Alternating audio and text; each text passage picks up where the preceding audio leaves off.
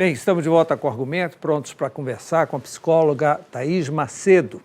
Hoje, dia 30 de setembro, é o último dia do Setembro Amarelo, o mês definido para alertar a população sobre a questão do suicídio. E é justamente esse assunto que nós vamos tratar com a doutora Thaís. Bem, boa noite, muito obrigado por ter vindo, Thaís. Boa noite, eu estou muito honrada com o convite. Estou muito feliz, quero agradecer ao seu público, a você, e é uma enorme satisfação estar aqui com você. Normalmente não se conversa sobre suicídio e quando ocorre a gente fala outros assuntos paralelos, dificilmente alguém assume que foi suicídio. Depois de algum tempo a gente fica sabendo isso, aquilo outro. Ainda tem um estigma muito forte, né? O tema é um grande tabu. Para você perceber, a gente faz faculdade de psicologia, eu fiz 6 anos de faculdade, na época era equivalente à medicina, os mesmos anos, né? E dentro da grade existe um estudo chamado suicidologia. Para você ter uma ideia, nem na grade de psicologia havia. Então, realmente é um tabu e a imprensa, de uma certa maneira, nós não podemos falar disso abertamente. A imprensa, né? Tem um pacto interno de não divulgar suicídio. Muitas pessoas perguntam, mas não houve um suicídio no shopping tal? Se houve, mas nós temos um pacto interno de não divulgar, porque vira um gatilho, né? É porque é pela preservação da vida. Algumas pessoas dizem que quanto mais se fala do assunto, mais mortes ocorrem. De uma certa maneira, sim, e de outra forma, não. Mas isso não acontece no Setembro Amarelo? No Setembro Amarelo é o mês em que a gente divulga esse evento. Por quê? Não quê? Tem mais suicídios registrados? Às vezes sim, às vezes não. Quando a campanha é eficaz, caso que não ocorre no Brasil. As nossas campanhas na América do Sul, em geral, não são eficazes. Infelizmente, ainda que a gente se esforce, precisa ter ainda muito trabalho a ser feito. O Setembro Amarelo iniciou nos Estados Unidos, né? Depois o Brasil aderiu. Sim. Começou nos Estados Unidos com a história de um jovem que era apaixonado por um carro que ele comprou, um Mustang que ele mesmo reformou e pintou de amarelo. Esse jovem era um estudante, era um jovem sorridente, feliz, e ele apareceu morto na garagem da sua casa. Quase à meia-noite, 7 minutos depois, os pais chegaram. Ele deu um tiro na cabeça dentro do carro. Então, no velório dele, os pais criaram um cartãozinho e deram o telefone deles. Olha, se você precisar de ajuda, não faça isso, né? Nos procure. Distribuíram 500 cartões. Esse movimento começou assim no mundo com esse velório. E a fitinha amarelinha, né? Algumas pessoas, em homenagem a ele, ao Mustang, foram com rosas amarelas na cabeça, peças de roupas amarelas, como eu estou hoje. E isso se multiplicou, porque foi dito que a pessoa usasse e entregasse para outra pessoa. Hoje já tem mais de 2 bilhões de cartões entregues, e isso foi crescendo, isso foi no interior dos Estados Unidos, o nome desse jovem era Mike M. E as pessoas se perguntavam por que ele fez isso se ele era um jovem sorridente, ninguém percebia a tristeza nele. Então a depressão ela não é um padrão, que a pessoa tem que estar chorando, estar triste, é isso que a gente tem que estar atento. Mas o suicídio é o final de uma depressão sempre? É uma corrente. Eu digo que é uma caminhada. É como se fosse um pico de uma montanha. Né? Só tem uma situação... Não pode ocorrer suicídio sem depressão? Pode, mas é raro. A maioria dos casos desemboca no cume da montanha da depressão. Quando acontece, Mauro? Quando, por exemplo, a gente associa substâncias abusivas, álcool, drogas, a questões emocionais como bipolaridade, ansiedade, esquizofrenia são agravantes que a gente chama. Mas, no geral, a grande maior parte das pessoas são deprimidos. Quais são as exceções? A pessoa agiu por um impulso. Ela se drogou e, sobre um efeito, se joga de um apartamento, de uma sacada, por exemplo. Ou a pessoa tem uma situação muito grave e age no impulso ali. Perdeu o emprego. Você já viu histórias de empresários que eram muito ricos, de repente perdem tudo. Teve uma história recente no Rio de Janeiro. E aí ele mata toda a família e se mata, porque ele não encontra uma saída. Mas isso já fala sobre uma depressão de fundo, né? A gente fala de um plano de fundo que está por ali cerceando toda aquela situação. Até porque a depressão não é visível, muito menos para o deprimido, né? Às vezes nem o deprimido sabe que tem. Pois é. Né? E o que acontece hoje em dia? Você falou aí do tabu do silêncio sobre o tema. E é justamente isso que a gente precisa combater. o silêncio. Inclusive, você é contra esse silêncio? Eu sou contra o silêncio. Porque o que a gente está fazendo hoje aqui pode salvar uma vida. Sim, mas a gente ouve também falar casos de famílias onde ocorreram vários suicídios, que um levou ao outro, né? A informação de um suicídio provoca em outras gerações também suicídios. Existe efeito dominó. Por exemplo, a gente tem um astro de Hollywood. Ele é muito famoso e ele comete um suicídio. Fãs dele tendem a cometer suicídio. Isso é um efeito cadeia, em cadeia que a gente chama o efeito dominó. Em família já é mais questão genética, né? Porque, Thaís, o suicídio ele tem um motivo exato? Não. Então, ele é social, espiritual, grande. genético, tem. Assim como todas as questões emocionais, todos os transtornos têm um histórico. A gente busca uma árvore genealógica na família, né? Eu tenho caso de suicídio na minha família. Tem um primo do meu pai que cometeu. Então, assim, existe um histórico familiar que a gente precisa considerar também. E, doutora Thaís, o que lhe levou a estudar e a se especializar exatamente em suicídio? Tem algum caso pessoal que lhe levou a isso? Sim. Na época da faculdade, eu passei por uma situação onde eu cresci debaixo de muita rejeição. E é um dos motivos que leva. Então, nessa época, eu tinha um namorado, ao qual eu achava que era o homem da minha vida. Eu devia ter aí, eu acho que entre 18 e 20 anos, mais ou menos. Né? E houve uma traição de uma forma muito esdrúxula, vamos dizer assim. E nesse tempo, fiquei muito abalada, muito. Eu lembro que em 30 dias eu perdi assim, uns 8 quilos. Concomitantemente, os meus pais estavam passando por um período de divórcio, de separação. Eu estava saindo de uma hepatite, tinha perdido todas as provas na faculdade. Então, foi muito pesado para mim, porque eu me cobrava muito, eu só queria tirar 10 na faculdade. Eu falei, meu Deus, eu vou fazer todas as provas de segunda chamada. E o que ele segurou? Olha... Houve a tentativa ou você se segurou em alguma coisa? Eu pensei uma cena cinematográfica. Eu tinha um banheiro que tinha uma banheira branca na época. Eu queria me dar um tiro e eu queria que me encontrassem na banheira cheia de sangue. Era uma forma de chamar a atenção. As pessoas então, não entendem chegamos a um detalhe interessante. O suicida sempre busca chamar a atenção. Não, nem sempre. Por que ele prefere se jogar num shopping? Por que ele prefere se jogar de um viaduto numa avenida altamente concorrida? Não é para chamar atenção? Não é uma resposta a algo que estava incomodando? Para alguns é uma resposta. Por exemplo, vingança de um pai, de uma mãe, de um ex-namorado que traiu. Mas nem sempre. Às vezes, a pessoa não quer se matar. A pessoa quer matar a dor que está dentro dela. Mas essa dor cresce de uma forma tão gigantesca que ela não consegue mais aplacar. É como se eu e a minha dor nos abraçássemos e virássemos um só. Eu não sei mais quem eu sou. É importante frisar que a depressão, ela muda as questões neuroquímicas do cérebro. Então você não pensa como pensava antes. Tudo muda, você não se reconhece. Há uma estranheza em tudo. Você colocou essa sua história nesse livro coletivo. Coloquei. É exatamente esta história que está aqui. Está aí. E eu superei, eu não consegui, eu procurei a arma, meu pai tinha uma arma em casa na época, e eu procurei, não encontrei, esse foi o primeiro ponto. Eu acredito que é um detalhe em Deus. interessante. É um detalhe interessante não deixar disponível a arma. Isso a gente sempre trabalha. Por exemplo, a gente está aqui alertando vidas. Essa é a minha função. Então, não deixe revólver, objetos pontiagudos, faixas de pessoas que lutam karatê, judô, cadarços, objetos perfuro-cortantes, excessos de medicações. Se você tem uma pessoa que já sabe, tem um diagnóstico, está com depressão em casa, a gente tem que afastar do ambiente dela tudo aquilo que ofereça um risco maior. Óbvio que ela pode se jogar do último andar de um prédio. Porque cada pessoa tem um gatilho diferente. Sim, cada pessoa tem um gatilho, você falou muito bem. E as formas são diversas. Então, eu vou aproveitar para lhe perguntar. Por exemplo, ocorreram vários casos aqui no shopping, no principal shopping da cidade, o Boulevard encheu de tela. Né? Aí eu pergunto, uma pessoa que está com depressão, que vai ao shopping, que vê aquelas telas, isso não é um gatilho? Não lembra que ocorreram suicídio lá?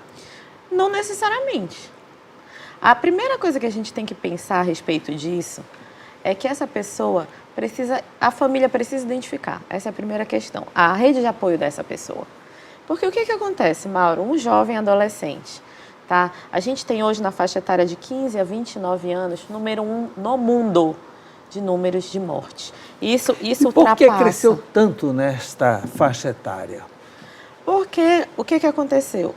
Os pais, a mãe foi para o mercado de trabalho, historicamente falando. Antigamente, os filhos ficavam com as mães em casa. Eles tinham esse suporte. Hoje, o filho é criado por quem? Ou por ninguém, ou por uma babá, ou por um desconhecido, ou por alguém que está abusando daquela criança, os pais nem sabem. Né? Então, a mãe vai para o mercado de trabalho e se modifica o contexto de toda uma situação na população. E aí essa criança passa a ficar mais isolada, vai crescendo com isso. Quando desemboca na adolescência, os pais acham que tá tudo bem ele estar no quarto. Ele está no celular, ele está falando com os amiguinhos, ele está jogando um videogame e na hora a gente precisa identificar se isso é diferente de um isolamento, porque o comportamento desse jovem muda. Né? Muito bullying, o bullying cresceu muito. Você sabia que entre os jovens é um dos maiores motivos de morte, é o bullying? E as pessoas não levam isso a sério. A internet aumentou isso. Né? Então, muitas coisas ficaram muito mais acirradas. Deve ter momentos e pessoas influenciadoras para isso. Né? Uma pessoa que já tem esse tipo de pensamento acaba influenciando os jovens sem experiência. Você pode ter uma predisposição genética, como eu já falei, ou a pessoa que já tem um histórico de depressão, para o depressivo qualquer coisa é um gatilho. É diferente de pessoas comuns que estão vivendo um momento, por exemplo, na minha vida, foi um momento pontual, onde a palavra que liga ao suicídio é desesperança. Se você que está aqui tem um familiar com depressão, a primeira pergunta que você tem que fazer para essa pessoa é: mas você tem uma esperança de futuro? Você tem uma esperança que esse quadro vai passar? Então isso ajuda a salvar uma vida. Porque se a pessoa disser não, eu tenho certeza, isso vai passar. Mas se a pessoa disser que não, opa, aí você está em alerta vermelho.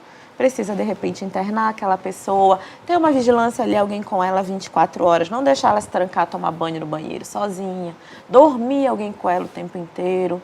Né? São situações que a gente precisa ali cercar aquele paciente. Agora, a divulgação desses casos, principalmente para crianças, como é que você trata deste assunto? Como que este assunto pode chegar às demais pessoas sem causar grandes impactos? Eu comecei atuando com crianças. Na minha história clínica, que já tem mais de 20 anos, eu trabalhei muitos anos na rede do SUS, pela prefeitura. Então, começaram a chegar os casos para mim com criança. Então, a minha profissão, ela foi naturalmente para esse lado, eu fui estudando porque veio chegando para mim.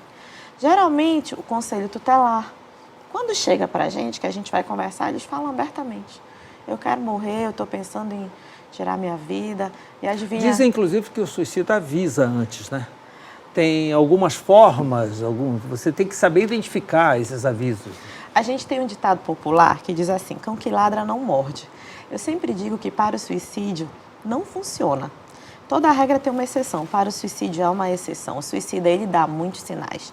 Ele muda todos os comportamentos. Por exemplo, a pessoa extrovertida fica introvertida. Tem gente que faz carta de despedida. Tem gente que tem uma coleção, por exemplo, de moedas, de latinha, sei lá. Começa a dar de presente, vai se desapegando. Tem gente que começa a dar roupa, vai se isolando, vai deixando de se comunicar. Tem gente que fala frases, emite sinais como: não estou mais dando conta da minha vida, eu não encontro mais saída, ou eu só queria ficar dormindo para sempre. Frases que às vezes a família não se atenta e a pessoa está comunicando ali. O isolamento já é uma Mas comunicação. existe essa pré-comunicação, sim, em todos os casos? Existe. Não, às vezes mais velada. Às vezes a pessoa mais fechada já é uma pessoa que já tem uma personalidade que não é extravagante, extrovertida, já é mais tímida, introvertida. Mesmo assim, o comportamento por si só ele vai falar, essa pessoa vai mudar. Por exemplo, você tem uma festa em família, um aniversário, um evento social. De repente, essa pessoa que gostava de ir já não vai mais. Ela já quer abandonar a faculdade, o trabalho ela já não quer mais ir. Aí passa para os familiares uma situação de preguiçoso. Sim. Quando, na verdade, já é uma sinal depressão. amarelo. Já é um amarelo nesse caso. E a família não identifica. E aí, com as crianças, a gente identifica no atendimento psicológico, mas a gente tem órgãos competentes para isso. A gente tem o CRAS, tem o CREAS, os conselhos tutelares. As crianças falam abertamente, através do lúdico, desenhos, contações de histórias. E o jovem? O jovem, para mim, é o que eu tenho mais acesso. Ele, por exemplo, atende uma moça que planejava se matar no Shopping Boulevard. Tem questões espirituais que envolvem isso, muitas pessoas não acreditam. O que tem por trás daquele lugar? O que foi construído ali antes de ser um shopping? Será que foi um cemitério? Qual a influência espiritual daquele território? Então, são muitas demandas. A gente já entende que ali naquela área existe algo maior do campo espiritual, porque as pessoas não procuram o shopping Castanheira, o shopping Metrópole. Sim, mas eles procuram aquele que tem mais movimento, que ali é mais possivelmente daria também. mais repercussão. Na né? verdade... É como a gente vê em São Paulo se jogarem dos viadutos, não é qualquer viaduto. É o viaduto na avenida mais importante. Né? Eu tive uma paciente que ela me ligou numa madrugada que ela iria se jogar ali do pórtico do Shopping Castanheira. É como no passado a gente ouvia falar do Manuel Pinto, porque era o maior prédio da cidade, mais alto. Não, e tem uma questão também, quanto mais alto o lugar, menos chance de sobrevivência eu tenho. Então, se a pessoa realmente quer cometer o suicídio, não quer chamar a atenção, porque tem as duas coisas... Algumas pessoas estão com um sofrimento grave e quer chamar a atenção da família. Olha, me nota, eu estou aqui. E num desespero, num uso de álcool, de repente, excessivo ali, num sofrimento muito grande. E outras pessoas não, elas querem de fato, elas não querem mais viver. Elas já decidiram que elas querem morrer. Se eu me jogar do segundo, terceiro andar, primeiro, eu posso sair viva. E toda quebrada. Se eu for pro Manuel Pinto, eu não vou sobreviver. Não existe chance. Nem assim, acredito que só um milagre muito extraordinário, mas mesmo assim, muito pouco provável. O Setembro Amarelo foram muitas entrevistas, foram muitos painéis, muitas palestras, né? E é esta a função, em nível de Brasil. Né? Alertar, divulgar. Quanto mais divulgado o assunto, a tendência é que as pessoas fiquem mais alerta e salvem vidas, como você diz. Encontrar meios de saber o que ele está passando, como coisas que nós já conversamos aqui, e também trazer locais de ajuda. Como eu posso ajudar uma pessoa que está com esse sofrimento? Porque é um sofrimento absurdo, é uma opressão. Sim, até o tema desse ano, me parece, é que procure ajuda. Se precisar, peça ajuda. Sim, mas daí as pessoas, assim, vou pedir ajuda a quem? O que acontece? Existe muito preconceito, como falou, até dos familiares, e tabu. Às vezes o jovem está com depressão, vai conversar com alguém da família, a família diz que é mimimi, diz que é falta de Deus, diz que isso é coisa de gente vagabunda, que não quer trabalhar. Esse jovem fica pior. Então ele tem que encontrar uma pessoa de confiança dele para ele desabafar. Ele não vai desabafar com alguém se ele já está num grau de sofrimento que vai piorar a situação. Ele precisa encontrar alguém de confiança, onde ele possa chegar e ser ouvido. Ter um ambiente de escuta acolhedora. O ideal é a pessoa que ouviu e identificou os riscos, pegar pela mão e levar ao serviço de saúde. A gente tem isso gratuitamente dentro da rede do SUS. Atenção básica, as unidades básicas de saúde, estratégias de saúde da família. A pessoa teve um surto. Uma UPA chega e pede uma consulta com um psicólogo? UPA não. A UPA vai te mandar de volta para casa e vai te pedir para procurar um psicólogo. Não é para a UPA, mas unidade básica de saúde, estratégia de família saudável, tem psicólogo na equipe. Outra possibilidade, a pessoa teve um surto, está em surto. A gente tem o Hospital de Clínicas Gaspar Viana, temos psiquiatra lá e é 24 horas, pelo que eu sei. Não sei se ainda está, mas o serviço antes era, porque lá eles têm uma ala psiquiátrica. Então é porta aberta, ligou para o SAMU, ligou para os bombeiros, tem que ter alguém da família, eles não recebem o paciente sozinho. As escolas hoje são obrigadas a ter um psicólogo, né? Deveria, não tem. Os hospitais também. Porque as pessoas chegam no hospital e às vezes a equipe de saúde não é humanizada, não está preparada. Ela sabe que a pessoa, por exemplo, fez uma ingesta de um monte de medicação. Aí resolve o problema orgânico apenas e a saúde mental. Não, e trata a pessoa muito mal, porque sabe que ela tentou se matar. E aí acaba agravando, porque debocha, faz bullying, é ignorante. Então, falta humanização. Quem faz esse trabalho é o psicólogo. Você sabe que quando a pessoa tenta uma primeira vez, ela geralmente só vai parar quando ela consegue, ou quando ela é tratada. Então, ela tenta várias vezes? Várias vezes. A estatística é muito maior para quem já tentou. Quem tenta uma, tenta duas, tenta três, isso é progressivo. Quem quer realmente faz até conseguir. Então, a família precisa estar em alerta, porque a família acha que fez a primeira vez, a rede de apoio em geral, não, agora eu estou tranquila, eu levei ali no psicólogo, ela está medicada, ajuda muito.